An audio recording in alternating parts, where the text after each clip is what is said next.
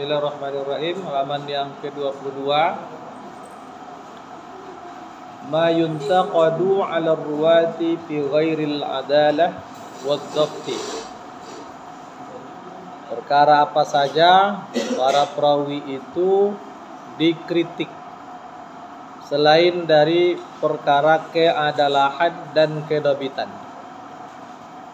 Jadi perawi itu bukan hanya dikritik dalam hal keadalahan dan kedabitan, tapi ada hal lain yang menjadi kritikan terhadap para perawi. Hakam Nussola ijma'a jamaahiri a'immatul hadis wal fiqhi ala annahu yustaratu fi man yuhtajju bi riwayatihi an yakuna adlan dhabitan lima yarwi. Fa kullu amrin yunafi ahada hazaini sabtaini fa huwa jarhum fir rawi sa'un warada mutlaqan aw muqayyadan. Ini pengantar saja. Kata Ibnu Salah, para jumhur ulama hadis dan fikih itu sudah sepakat bahwa seorang perawi yang hadisnya bisa dijadikan hujah itu haruslah seorang yang adil lagi dhabit. Nah, ini memang menjadi persyaratan hadis sahih. Jadi seorang perawi yang hadisnya bisa dijadikan hujah, sudah sepakat mereka mesti perawinya adil dan dhabit. Nah, kemudian wasimatun umurun ukhra muntakidatun 'ala ruwati fi ghairi adalati wa dhabtihim katadlis wa kasratil irsal wa adamin tiqa'is suyuh. Ada perkara lain yang menjadi kritikan terhadap para perawi selain dari persoalan keadalahan dan kedabitan, seperti persoalan tadlis. Berarti tadlis itu tidak berkaitan dengan masalah sikoh atau tidak sikoh. Ya, ada persoalan lain yang menjadi kritikan terhadap perawi, tapi selain dari persoalan keadalan dan kedabitan. Seperti yang pertama disebutkan di sini, tadlis. Apa itu tadlis? Sudah belajar tadlis? Hah?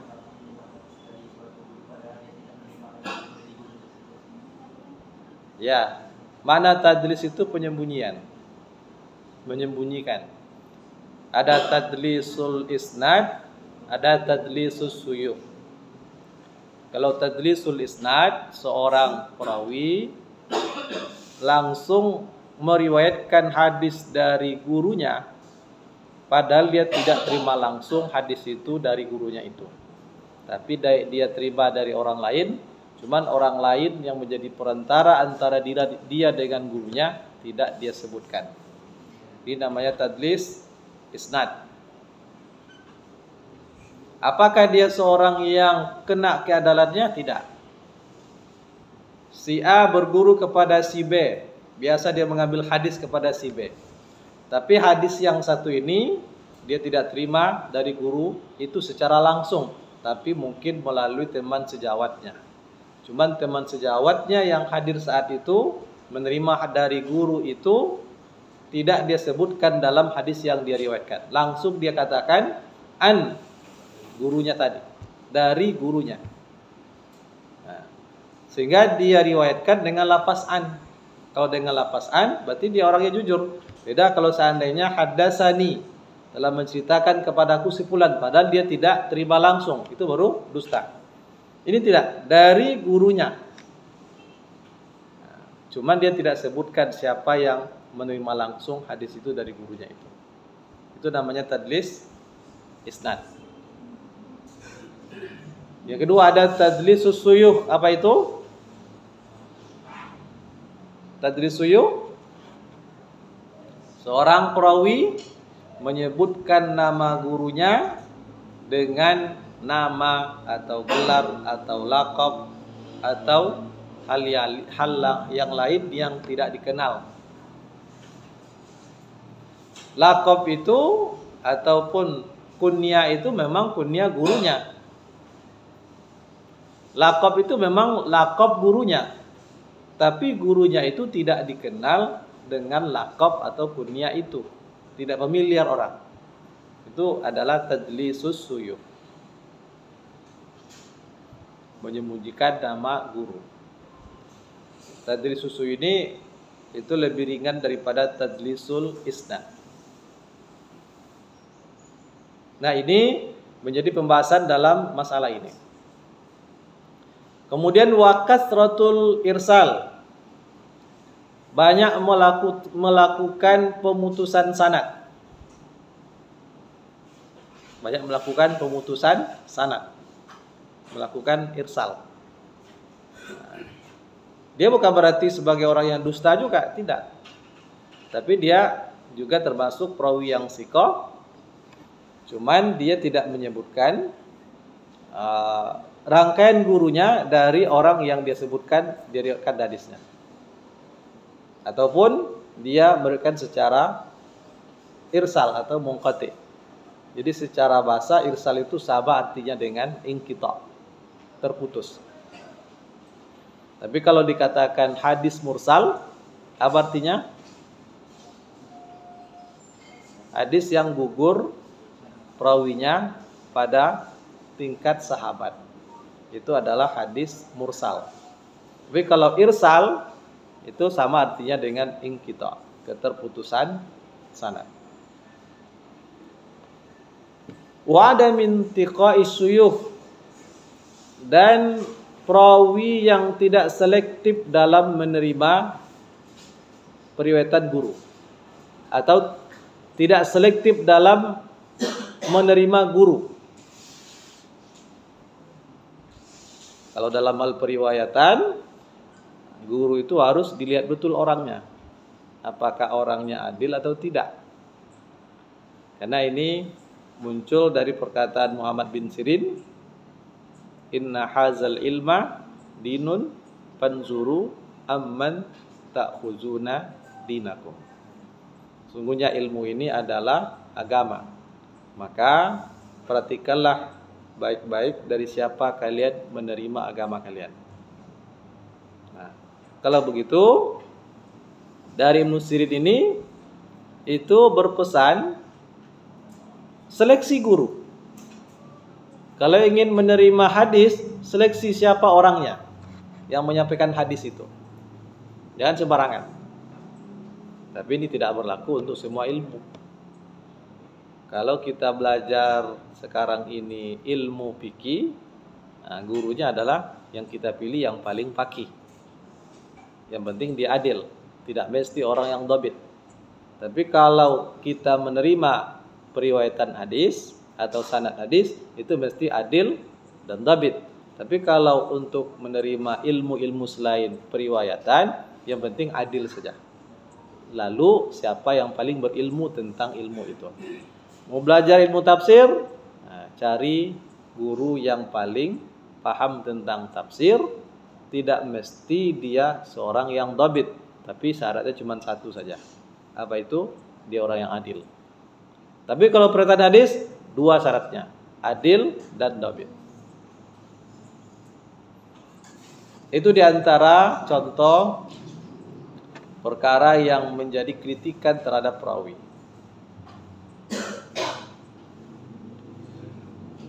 Perkara berikutnya, al-aslu syar'i li'tibaril adalati wa dhabti fir ruwah. Asal di sini artinya adalah dalil. Di kata-kata asal itu kalau kita artikan tergantung kepada kita sedang berbicara di bidang apa. Itu makna asal itu ada beberapa arti. Asal bisa berarti dalil, bisa berarti kaidah, bisa juga berarti pokok. Sehingga kalau dikatakan usuluddin, apa artinya? Pokok-pokok agama. Lawannya furu'uddin, cabang-cabang agama. Tapi al-aslu syar'i di sini itu dalil syar'i. Dalil syar'i diakuinya keadalahan dan kedobitan pada diri para perawi. Artinya apa dalil syar'i yang mengharuskan kita dalam menerima periwayatan perawi itu mesti dia orang yang memiliki sifat adalah dan kedobitan. Berarti kita hanya menerima hadis dari orang yang adil dan dabit itu atas perintah agama, atas dalil syar'i. Sekarang apa dalil itu? Jadi kalau ada yang bertanya, namanya begini, bukankah mencari keburukan seorang perawi itu bagian daripada ghibah? Ya kan? Ghibah ada itu. Hah? Oh, si fulan itu pendusta kata ulama kritik. Ghibah ada kira-kira? Hah? Si fulan itu lemah hafalannya. Ghibah enggak? Hah? Gimana itu? Gimana itu? Menyebutkan kekurangan orang yang jelas. Orang yang memiliki kekurangan itu tak suka disebutkan, dibuka aibnya. Iya, ini memang ghibah, tapi ghibah yang wajib.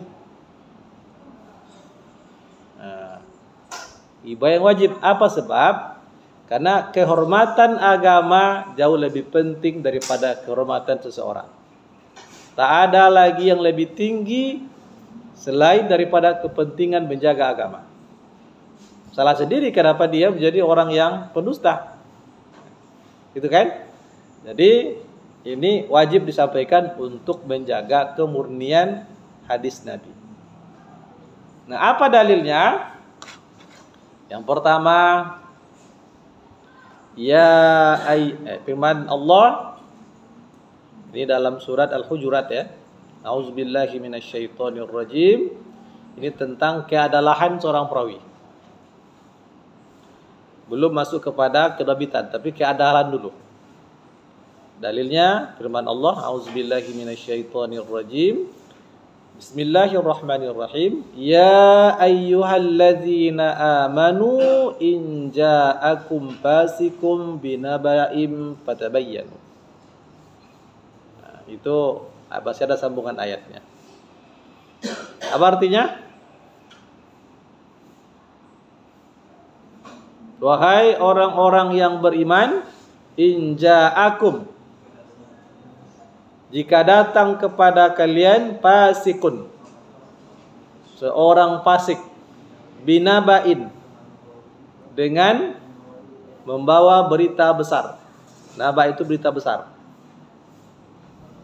sehingga orangnya disebut dengan nabi. Seorang nabi, kenapa dikatakan sebagai seorang nabi? Karena dia membawa berita besar. Apa berita besar yang dibawa oleh seorang nabi? Berita tentang keimanan kepada Allah, iman kepada hari akhir. Itu tidak ada lagi yang lebih besar daripada berita tentang Allah, berita tentang hari akhir. Disebut dia nabi. Sekarang binaba'in, seorang fasik membawa sebuah berita besar, fatabayyanu. Apa makna fatabayyanu? Nah, tabayyun. Apa makna tabayyun? Check and recheck. Cross check, check and recheck. Sehingga sampai betul-betul jelas dengan bukti-buktinya. Itu namanya fatabayyanu. Sehingga sangat-sangat meyakinkan. Kalau kita lihat sebab urut ayat, sebab nuzul ayat ini. Suatu kali Rasulullah SAW mengutus seorang sahabat. Ini tidak disebut sini ya. Mengutus seorang sahabat ke Bani Mustalik untuk memungut zakat mereka. Bani Mustalik ini baru saja ditaklukkan, baru saja kalah perang oleh Rasulullah dan para sahabat. Yang kalah perang kemudian mereka masuk Islam, maka wajib dipungut zakatnya. Maka Rasul mengutus seorang sahabat ke Bani Mustalik tadi. Ketika sampai di perkampungan Bani Mustalik, timbul rasa takut sahabat yang utusan ini. Apa sebab? Karena mereka baru saja kalah perang. Dia lihat Bani Mustalik ini sedang berkumpul di sebuah tempat. Dia kira Bani Mustalik ini akan balas dendam sehingga akan membunuhnya. Maka datang rasa takutnya. Akhirnya dia tidak jadi menemui kaum Bani Mustalik. Kemudian dia berpaling dan kembali kepada Rasul. Dia katakan kepada Rasulullah, mereka tak mau bayar zakat. Padahal belum lagi menjumpai kaum tadi. Tapi melihat mereka berkumpul di sebuah tempat ramai, datang rasa takutnya. Akhirnya dia tak jadi menjumpai atau meminta zakat kaum Bani Mustalik tadi. Nah, setelah dia laporkan kembali kepada Rasulullah, Rasul tak langsung percaya. Maka Rasul mengutus beberapa orang sahabat ke perkampungan Bani Mustalik tadi. Coba cek. Ketika utusan beberapa sahabat ini, orang sahabat yang diutus ini sampai di perkampungan Bani Mustalik, hal pertama yang mereka dengar, oh ternyata mereka mendengar azan.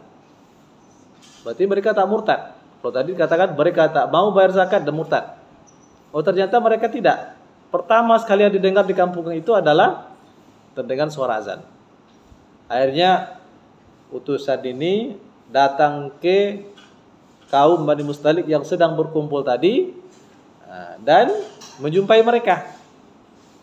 Lalu diklarifikasi, ada tidak yang datang kepada kalian utusan Rasulullah? Kata mereka tak ada.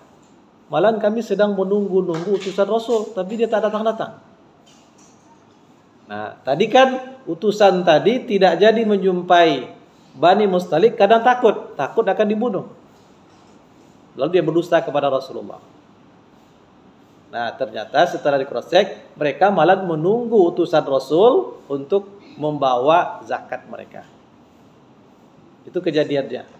Maka setelah itu turunlah ayat ini. Wahai orang-orang beriman, jika datang kepada kalian seorang fasik membawa sebuah berita, cross-checklah dulu. Seperti yang dilakukan oleh Rasulullah sallallahu alaihi wasallam. Nah, kata naba'in itu disebutkan dalam bentuk nakira. Bukan hanya terbatas kepada berita bohong yang dibawa oleh seorang fasik tadi yang diutus Nabi untuk memungut zakat, bukan hanya itu. Karena keumumannya, maka semua berita itu hendaklah berita yang penting, berita besar harus ditabayyun dulu. Jangan cepat-cepat menerima informasi apapun. Nah, itu maknanya. Termasuk informasi tentang hadis Nabi. Kalau begitu siapapun yang mengatakan qala Rasulullah, itu bukan persoalan kecil. Itu perkara besar. Karena ini adalah risalah kenabian. Maka semua perkataan Nabi, perbuatan Nabi itu bagian daripada agama. Semua itu adalah berita besar. Sama dengan naba.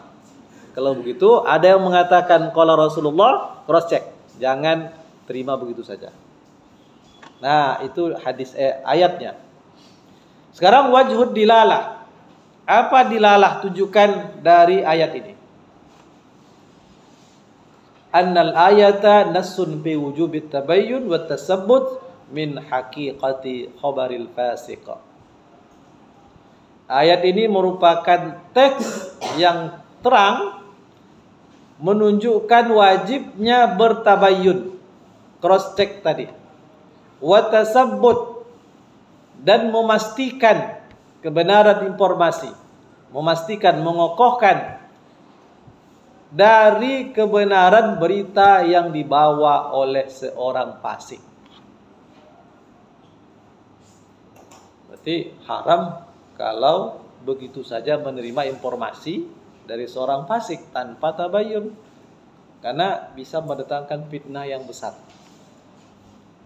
Sekarang zaman mungkin banyak sekali hoax bersebaran di mana-mana, maka kita harus bersikap jangan segera menerima segala bentuk atau semua informasi yang itu akan bisa mendatangkan mudarat besar. Harus cross check dulu. Kalau rasanya tidak pasti kepada berita itu, udah jangan diterima. Atau jangan diterima, jangan ditolak. Jangan di-share. Ya. Ini ayatnya. Ayat ini berbicara tentang dalil mencari keadalan seorang perawi. Sekarang dalil tentang mencari kedobitan seorang perawi ada hadis mutawatir. Apa kata Rasulullah sallallahu alaihi wasallam? Naddarallahu imra'an sami'a maqalati fahafizaha wa wa'aha wa addaha farubba hamili fikhin ghairu fakihin wa rubba hamili fikhin ila man huwa afqahu minhu. Al-hadis. Naddarallah apa artinya? Semoga Allah menyinari atau bersinar-sinar. Karena dalam surah Al-Qiyamah wujuhu yauma izin nadhira. Wajah orang beriman pada waktu itu nadhira, berseri-seri. Ila rabbiha nadhira. Mereka melihat kepada Tuhannya. Tentu kenikmatan yang paling tinggi di akhirat kelak itu adalah kenikmatan melihat wajah Allah. Lebih daripada kenikmatan yang ada di surga. Sehebat apapun kenikmatan di surga, kenikmatan melihat wajah Allah itu yang paling tinggi. Apa sebab? Nah nanti kan penduduk surga itu diperlihatkan wajah Allah, dibuka hijab sehingga mereka semuanya lupa akan nikmat surga. Oleh para ulama berarti ini menunjukkan nikmat yang paling tinggi di surga adalah melihat wajah Allah. Nah sekarang nadhara, Allah memberikan cahaya atau menyinari atau memberikan keceriaan kepada seseorang sami'a maqalati, yang mendengarkan perkataanku, berarti sabda Rasul. Fahafizaha, setelah dia dengar dia hafal. Berarti kalau dalam periwayatan hadisnya itu dengan periwayatan as-sama'. Guru menyampaikan hadis, murid mendengar. Itu namanya as-sama'. Tapi kalau murid yang membacakan hadis, guru mendengar, lalu dia benarkan, itu namanya al-qira'ah al-sen. Nah, ini juga hadis bisa menjadi dalil bagaimana cara ta'ammul wal ada', bagaimana cara menyampaikan dan menerima hadis, salah satunya dengan cara as-sama'. Karena Rasulullah juga menyampaikan hal ini. Allah memberikan cahaya kepada seseorang yang mendengarkan perkataanku. Fahafizaha, lalu dia hafal. Wa wa'aha, dia pahami dengan baik, dia terapkan. Wa addaha, lalu dia sampaikan. Dari kalimat ini ada aspek penyampaian dengan cara sama, ada aspek orang yang menerima hadis itu mesti orang yang dhabit. Apa lapas ini? Ada lapas hafizoha, dia hafal, berarti dia bisa menjaga dengan baik. Itu menunjukkan makna mestilah yang menyampaikan itu orang yang hafiz, mestilah orang yang dhabit, bukan hanya sekedar orang yang adil. Wa dia mampu memahami dengan baik, wa addaha, dan lalu dia sampaikan kepada yang lain. Farubba hamili fikhin, karena bisa jadi orang yang membawa sebuah fikih. Fikih di sini artinya hadis Nabi itu sendiri. Orang yang menyampaikan hadis sendiri, ghairu fakihin, dia bukanlah orang yang paham tentang apa yang dia sampaikan. Bisa jadi begitu. Dia hanya bisa menyampaikan karena hafalannya kuat, tapi untuk memahaminya belum tentu dia bisa paham. Nah, jadi warubba hamili fikhin, Dan bisa jadi orang yang membawa fikih atau membawa hadis, menyampaikan hadis tadi, dia akan sampaikan ila man huwa abqau minhu. Dia akan sampaikan kepada orang yang lebih paham daripada dirinya. Maksudnya, orang pertama yang mendengar dari Nabi, dia hafal perkataan Nabi, lalu dia sampaikan. Dia periwayat pertama, penerima dan penyampai. Ada orang yang ketiga setelah Nabi. Nabi yang mendengar, kemudian yang menerima. Ya kan? Bisa jadi orang yang tidak mendengar dari Nabi atau yang menerima dari sahabat yang menerima dari Nabi lebih paham daripada sahabat yang mendengar langsung dari Nabi. Nah, itu biasa. Karena pemahaman manusia itu kan berbeda-beda. Kalau begitu, dari hadis ini ada isyarat ini. Kalau untuk menyampaikan hadis, itu mestilah orang yang adil lagi hafiz, dhabit. Tapi untuk memahami hadis, itu haruslah orang yang paling paham. Maka kalau kita ingin mencari pemahaman hadis, tidak mesti orang yang penyampai. Bisa jadi orang lain yang adil, tapi mungkin dia tidak sedobit si penyampai, tapi dia orang yang paling paham tentang mana hadis itu. Maka kalau ingin cari ilmu tentang hadis, mana hadis, carilah, ambillah dari orang yang paling paham, bukan sekedar penyampai. Nah, kalau bisa dua-duanya, tapi yang paling dipentingkan, mengambil ilmu tentang mana hadis, ambil dari orang yang paling paham. Nah, ini kan propaganda di media sosial kan banyak sekarang itu. Kalian hati-hati cari guru. Mau belajar fikih, lihat dulu orangnya. Ya kan? Mau belajar tafsir, lihat dulu orangnya. Nanti kalian tersesat. Orangnya lihat dulu, bukan ilmu orangnya, tapi orangnya. Dia pakai perkataan Ibnu Sirin, inna hazal ilma dinun. Sesungguhnya ilmu ini adalah agama. Perhatikanlah dari siapa kalian mengambil agama kalian. Sehingga dengan perkataan Ibnu Sirin mereka pelintir.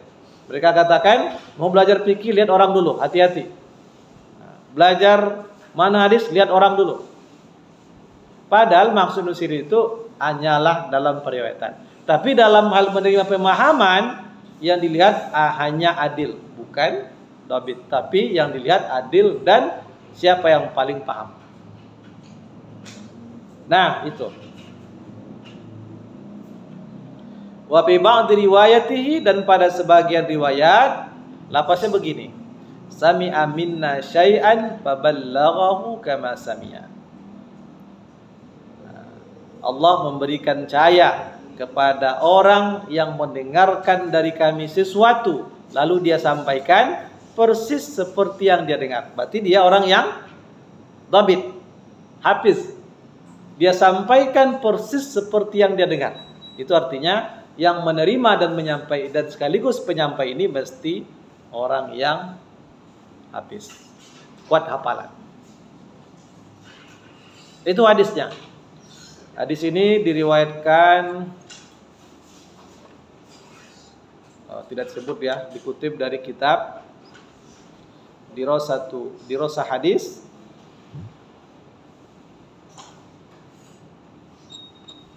Tapi di sini hadis mutawatir. Dari kata tadi al-hadis al-mutawatir. Sekarang apa dilalahnya? Apa tunjukkan hadis ini sebagai dalil kalau menerima periwayatan hadis mesti melihat orangnya, mesti melakukan jarh ta'dil, mesti mengkritik pribadinya. Nah, ini dia. Yang pertama, perkataan Nabi fahafizoha, kan tadi ada lafaz naddarallah imra'an sami'a maqalati fahafizoha. Semoga Allah berikan cahaya kepada orang yang mendengarkan perkataanku, kemudian dia hafal. Maka kata fahafizoha itu adalah nasun alal hibzi, teks yang menunjukkan orang itu mestilah orang yang hafal, hafiz. Yaitu yasmulul hibza fi sadri wa fil kitab. baik orang yang hafal, hafiz di dada, atau orang yang mampu menjaga melalui tulisan. Itu maknanya fahafizoha itu. Memang dulu pada masa Nabi yang banyak itu adalah tentu yang menjaga, menghafal di dada. Sementara yang menghafal menjaga melalui tulisan itu sedikit. Karena tak banyak sahabat yang bisa tulis baca. Tapi ada. Rasul pun perintahkan qayyidul ilma bil kitabah. Kalian kuatkanlah ilmu itu dengan tulisan. Nah, jadi dari hadis ini lafaz fahafizoha itu menunjukkan orang yang menyampaikan hadis itu dari gurunya mestilah orang yang hafiz, mampu menjaga. Berarti maknanya dhabit. Baik dhabitnya secara sadar, mampu menghafal, atau dhabit kitab, mampu menulis dengan baik dan menjaga tulisannya. Itu dilalah yang pertama. Dilalah yang kedua, wa qawluhu faballaghahu kama sami'a. Ada lapas faballaghahu kama sami'a. Kemudian dia sampaikan persis seperti yang dia dengar. Lapas ini menunjukkan nas ala i'tibari dhabti indal ada. Ini menunjukkan teks mesti dia orang yang dhabit saat menyampaikan hadis. Indal ada. Orang yang dhabit ketika menyampaikan hadis. Karena dia sampaikan persis seperti yang dia dengar. Itu artinya orangnya dhabit saat menyampaikan hadis. Itu dilalah yang kedua.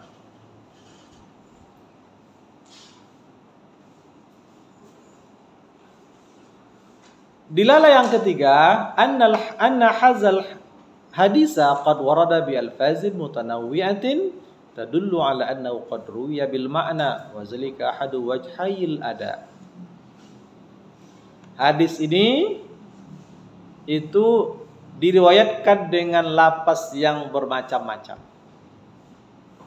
Ada tadi faballaghahu kama sami'a, itu satu lapas.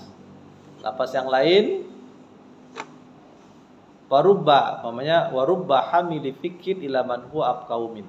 Itu juga hampir ada kemiripan makna. Berarti hadis ini diriwayatkan dengan makna. Kalau begitu, hadis ini juga menjadi dalil bolehnya meriwayatkan hadis secara makna. Nah, itu dalilnya. Itu fiqhul hadis yang diambil dari hadis ini.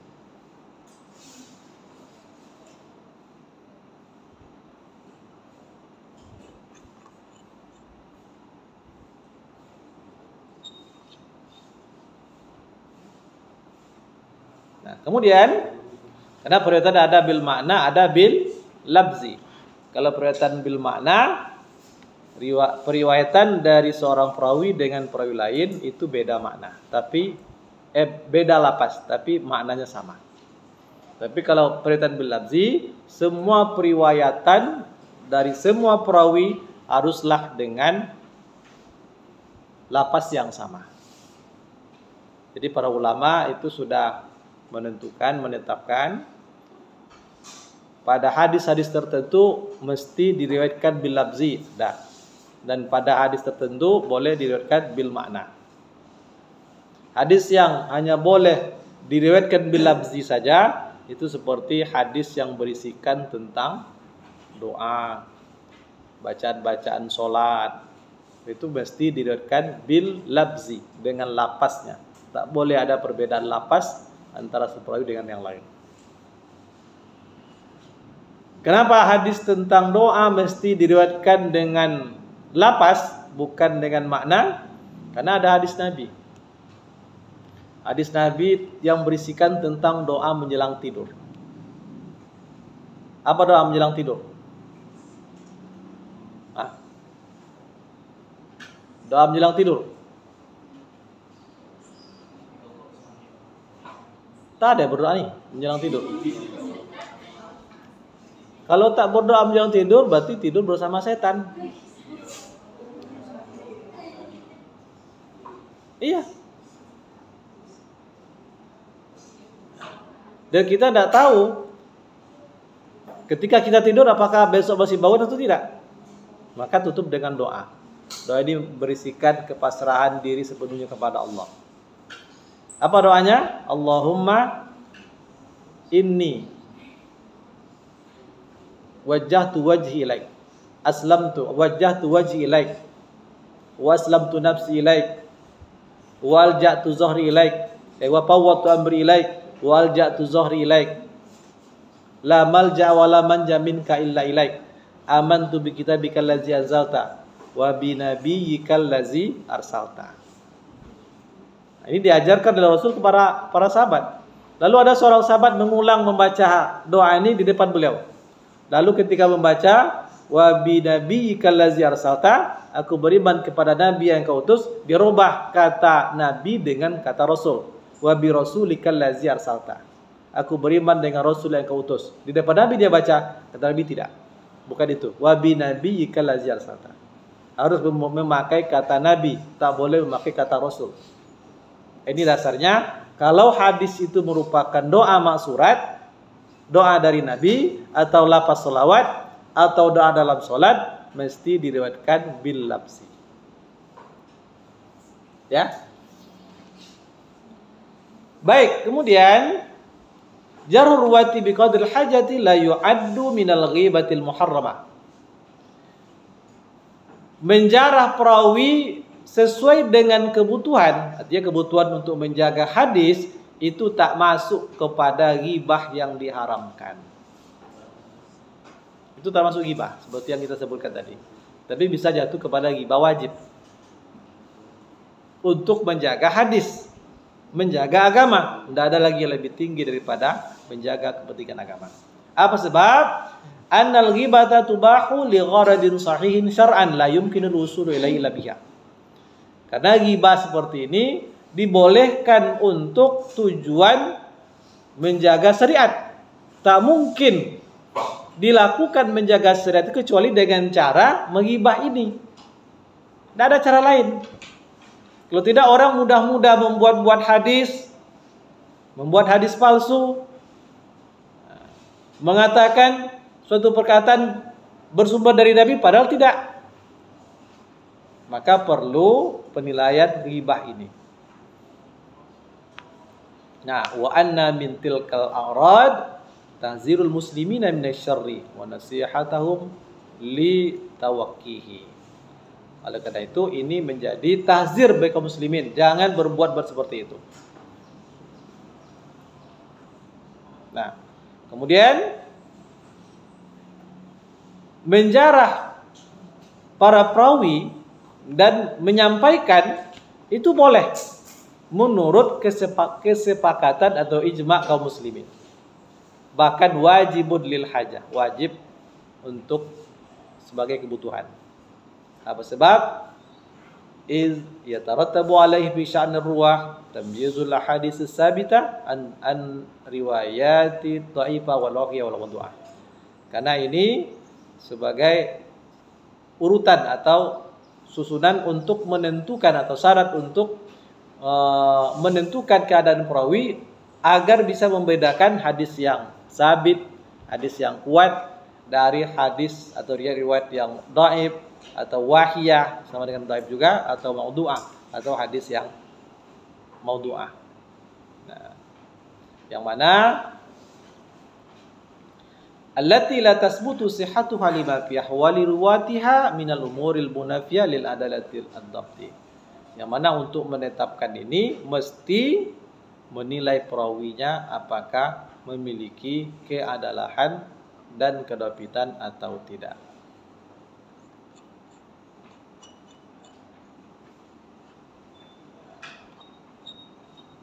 Sekarang, apa dalil bolehnya menghibah kalau sesuai dengan tujuan syarat?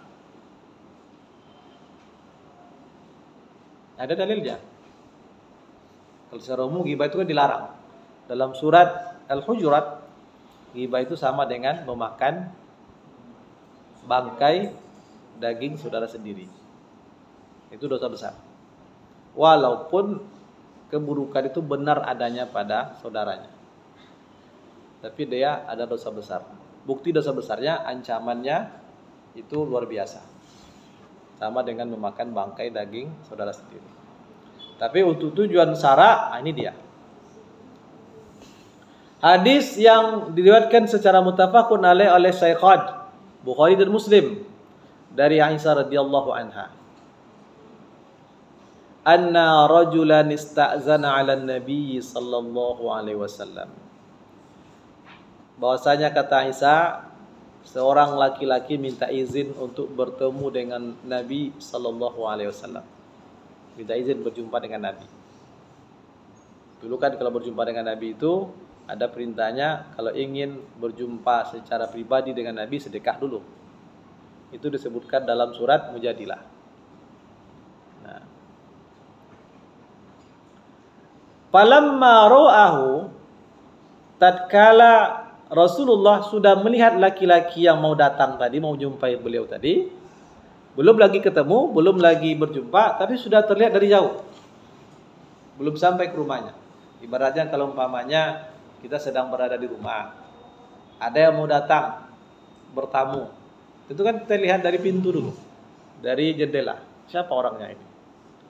Kira tapi Nabi tidak begitu. Cuman Rasul sudah melihat tamu yang mau datang ini. Lalu Rasul mengatakan bi'sa akhul ashirah wa bi'sa ibnul ashirah. Ini seburuk-buruk saudara. Ini seburuk-buruk orang. Kira-kira gimana apa tidak? Dia itu orang yang paling buruk itu. Dia buruk perangainya. Gimana kira-kira? Ini mengatakan Rasul. Berarti Rasul menyampaikan keburukan orang ini. Dia orang yang asyir. Bisa menunjukkan seburuk-buruk orang. Nah, falamma jalasa tatallaqa an-nabiyyu fi wajhihi wa anbasata ilaihi. Tatkala laki-laki tadi sudah berjumpa dengan Nabi, kemudian dia sudah duduk menjumpai Nabi, maka Nabi pun juga menunjukkan melayani dengan baik dan menunjukkan wajah yang ceria, senyum yang menawan untuk melayani tamu. Seolah-olah kalau dilihat tak ada hal-hal apapun, seolah tidak ada perkataan sebelumnya itu yang menilai dia orang yang paling buruk. Tapi Nabi biasa saja. Nah, falamman talaqar rajul qalat Aisyatu. Ketika laki-laki tadi sudah pergi, lalu Aisyah berkata, "Ya Rasulullah, hina ra'aita ar-rajula qulta lahu kaza wa kaza." Ketika engkau melihat laki-laki ini tadi mau datang menjumpai engkau mengatakan begini-begini. Artinya menyebut keburukan laki-laki ini. Ini orang yang paling buruk. Dengan bahasa bi'sa akhul ashirah. Summan talaqta bi wajhi wan basatta ilaihi. Tapi engkau layani dengan wajah yang senang, wajah yang ceria dan berlapang dengan dia. Nah, beda seolah-olah dilihat oleh Aisyah. Tadi menyebutkan keburukan tapi setelah ketemu dengan bermuka manis. Itu menjadi pertanyaan bagi Aisyah. Apakah boleh sikap seperti itu? Kalau kita mungkin melihat orang lain, ini di depannya baik, di belakangnya buruk. Kan begitu. Nah, faqala Rasulullah sallallahu alaihi wasallam, "Ya Aisyah, mata ahittani fahishan." Wahai Aisyah, kapan kamu melihat aku melakukan perkataan keji? Fahisan, perbuatan atau perkataan yang keji. Tidak pernah kan? Nah, berarti laki-laki itu memang orang yang buruk tabiatnya atau perangainya, tapi ada tujuan Nabi menyampaikan itu, menyampaikan aibnya. Apa tujuan Nabi? Inna syarran nasi indallahi manzilatan yaumal qiyamah man tarakahun nasu ittiqa'a syarrihi. Apa artinya? Sesungguhnya seburuk-buruk manusia di sisi Allah, posisinya nanti pada hari kiamat adalah orang yang ditinggalkan atau dijauhi oleh orang banyak karena ditakuti gangguannya, ditakuti kejahatannya, keburukannya. Apa maksudnya? Laki-laki yang datang tadi ternyata laki-laki yang ibarat bahasa kita preman. Preman suka mengganggu, suka memalak orang umpamanya, suka menganiaya orang, suka menzalimi orang. Nah, jadi orang seperti ini ditakuti karena gangguannya. Itulah orang yang buruk. Artinya di sini Aisyah pun juga harus tahu orang ini adalah orang yang perilakunya buruk, ditakuti perilakunya karena suka mengganggu orang. Kalau begitu hati-hati. Berarti ini dalam rangka memberitahukan kepada Aisyah dan juga orang lain. Maka kita boleh, kalau kita mengenal ada orang yang tabiatnya buruk, suka menzolimi orang lain, lalu kita lihat dia mungkin mendekati teman kita yang kita khawatir akan menjadi korban berikutnya, maka kasih tahu teman itu. Itu boleh. Umpamanya kita mengenal seseorang, dia orang yang suka berhutang, kemana-mana berhutang, tapi tak pernah mau bayar. Lalu kita lihat mendekati salah seorang teman kita. Teman ini pas-pasan pula. Nah, kita yakin kemungkinan besar tujuan dia mendekati teman kita itu untuk berhutang dan tak akan bayar. Nah, maka sampaikan kepada teman kita. Itu orang suka berhutang itu. Hati-hati, nanti kamu terpedaya. Nah, itu boleh untuk menyelamatkan teman kita tadi, orang tadi, tapi tak boleh diceritakan kepada orang yang tidak punya kepentingan. Kepada orang yang rasanya tak mungkin dia akan zolimi, jangan diceritakan. Harus ditutup aibnya. Jadi tujuannya untuk menyelamatkan orang lain dari keburukan orang yang digibah. Itu boleh. Apalagi di sini untuk menyelamatkan hadis Nabi. Tentu lebih penting lagi itu. Maka wajhud dilalah aja di sini. Wajhud dilalah hadis anna Nabiya sallallahu alaihi wasallam takallama fi zalika ar-rajul ala wajhi zimmi lamma kana fi zalika maslahatun syar'iyyah wa yatanbihu ila su'i khuluqihi liwazirahu sami'a kama yufiduhu qawluhu. Jadi Nabi SAW di sini berbicara atau menyampaikan keburukan laki-laki tadi karena mengandung kemaslahatan syar'iyyah. Ada manfaat agamanya, yaitu mengingatkan orang lain akan buruknya perilaku orang ini agar orang-orang berhati-hati. Nah, sehingga ini terselamatkan orang dari kezalimannya. Nah, ini pemahaman diambil dari kalimat inna syarrad nasi innallahi manzilatan yaumal qiyamah man tarakahun nasu ittiqa'a fuhsyihi. Nah, itu kira-kira. Itu baru dalil yang pertama, bolehnya menghibah untuk tujuan untuk kemaslahatan syar'i. Ada pertanyaan sampai di situ?